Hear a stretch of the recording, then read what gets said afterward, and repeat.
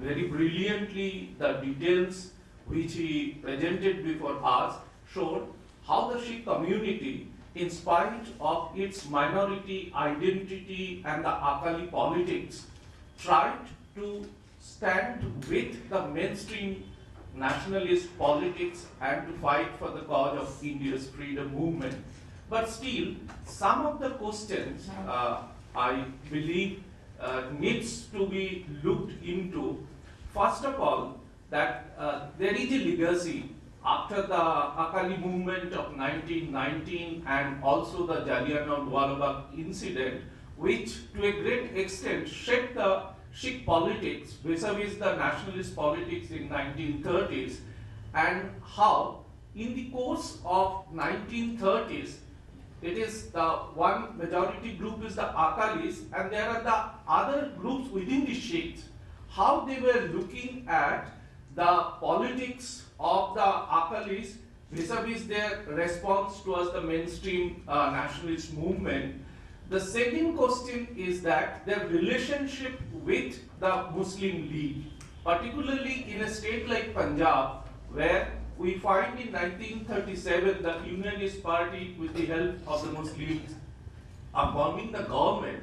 What was their response to the politics of the Muslim League? That will be interesting to hear from him. Similarly, this was also the period, as he has referred to the Roundtable Conference, there was tremendous pressure from the depressed classes within court, as it was called in those days, to have a reservation of seats in the assembly, in the local board, in the central legislative assembly also. So how these Sikh leaders, including the Akalis, they were responding to the demands which were raised by a group of the Sikhs, particularly those who are considered the untouchables, and their presence were very much felt in 1930s.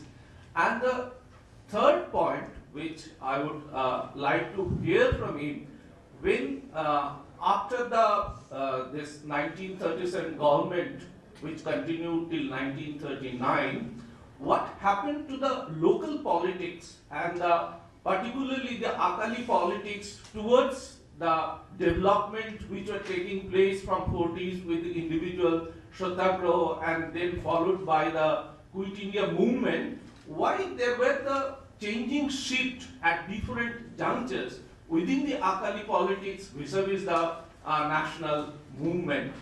In your opinion, do you consider the Sikh identity as a homogeneous group, or you accept, which is generally more or less the accepted view, that there are the different interest groups? Instead of looking at the Sikh as a united homogeneous void, there are the different voices within the Sikhs, keeping in mind the interest of the different sections who represent as the Sikh community. Thank you. Thank you, Professor Vasu, for a very historically nuanced commentary on the paper. I'm sure there will be questions from the audience, comments, observations, but please be brief and to the point. Gentlemen there, please. You didn't mention losing faith in movement of Indian National Congress. Some of the Akali leaders, Sikh leaders, they joined Communist Party of India. For example, in 1928, Baba Santosh, 1933, Baba Santosh Singh, and in 1938, Hazara Singh, who died during picketing in Tata, Jamshedpur. Losing faith in this, but you didn't mention this thing. Thank you, Professor Kasani.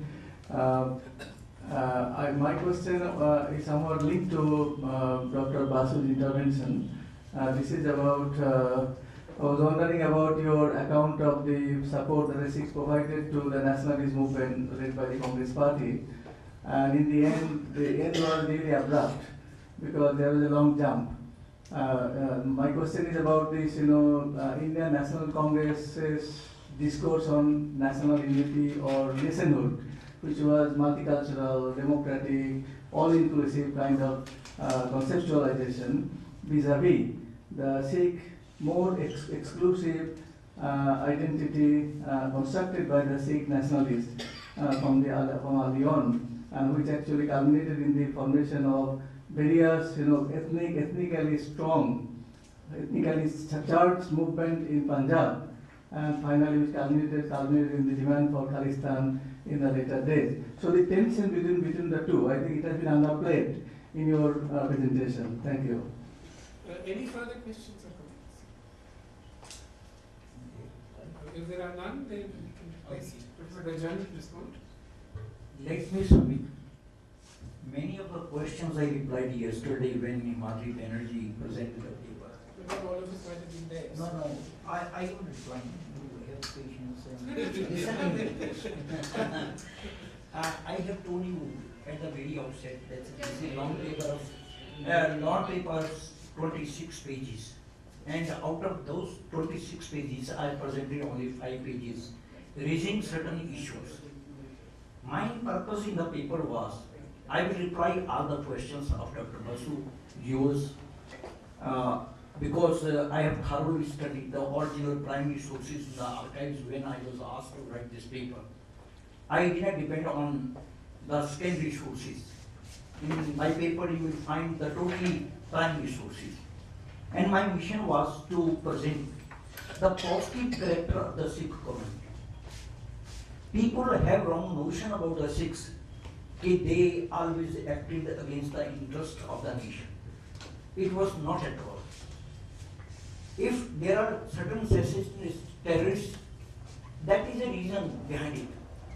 Now please, so far your first question was concerned, why Sikhs, the politics of 37, 39, 40, if they registered their protest against the Sikh demand of Pakistan, they were not serious. They never wanted Khalistan. They never wanted Punjab separately.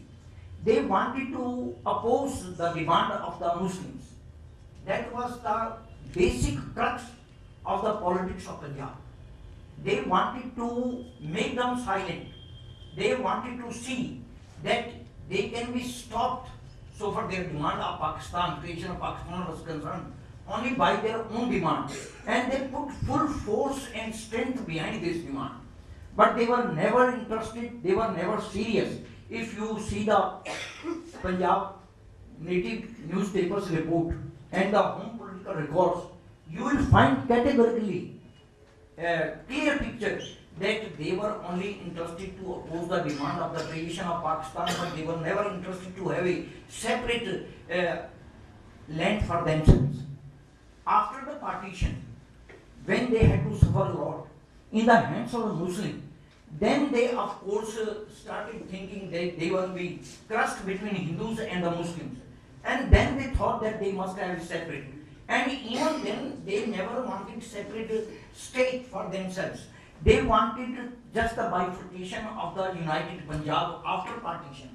One is United Punjab before partition, one is United that is the province after partition.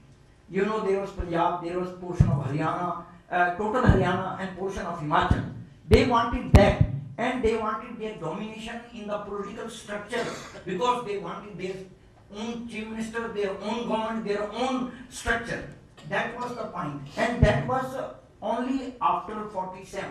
Not before that they were interested to have their. And that is why I very clearly and very briefly told you, in almost all the events, you trace from the 1901, that is Land Alienation Act, up to 1947, all the major episodes and the issues which concern the country, which concern the interest of the integrity of the country, they stood by the Congress. And there was a section, of course, in everywhere. You will get a group which may oppose. And there was a very small section that is of Babar Akalis. Definitely they fought. Now please, so far your question was concerned of communist joining. If we see the condition of the peasant class, particularly of Punjab, and those Sikhs who were living in the rural areas, and their economic condition was so delicate and so miserable that they were compelled, and they saw that only Communist Party, which was preaching of socialism, communism, they can help them. So they joined. You will find not large number, But we find that the Communist Party, though got some hold in the rural areas of Punjab, but ultimately that also collapsed. Where is the Communist Party after that? And you will never find that in any election after partition, any election till date, the Communist Party got many seats, hardly 1 or 2, maybe 3 seats. And those only who were touched due to their economic condition, they joined. And there is slogan. And even if we see the present politics and the present state of affairs, the communist movement is almost dead. There is no strike, neither in the factories, not in the universities, not in the colleges. And previously, I am living there for the last almost 50 years. I have never seen now, but previously, everybody was on the roadside raising slogans, crying for that. This is a reply, exactly you named 2 persons. Now please, I can name even 100 persons who joined the Communist Party. But Communist Party could not have a hold in the Punjab simply because they were not cared, they were not given their due. Now please, that is there. Now other questions yours, I am coming to that. I was thinking mine, what to. Now please, can you even cite one example when these 6 wanted separation? Even one example. You can't get in the records. They never thought of doing separate. Now please, if they were Gurdwara reform movement, that was concerning them. That was their personal affairs of Gurdwaras. Not of Gurdwaras, but of funds. The funds were being misused by the Mahants. And the fight was against the Mahants, not against the government. And if it was against the government, because government was exactly protecting the interest of the Mahants. And Mahants had become almost Jholi Chuk, means which are known loyalist to the British government. Now when British government was fought by these means Akalis, they were supported by Congress. And when Congress, and you see if the social structure, the political structure, now please, all 6 are not the Akalis. They are Congressists, they are communists, they are from other political parties. So when Unionist Party was concerned, we find the Unionist Party now please was dominated after 39 by the Muslims. But 6 even then sided with the Congress against the Muslims.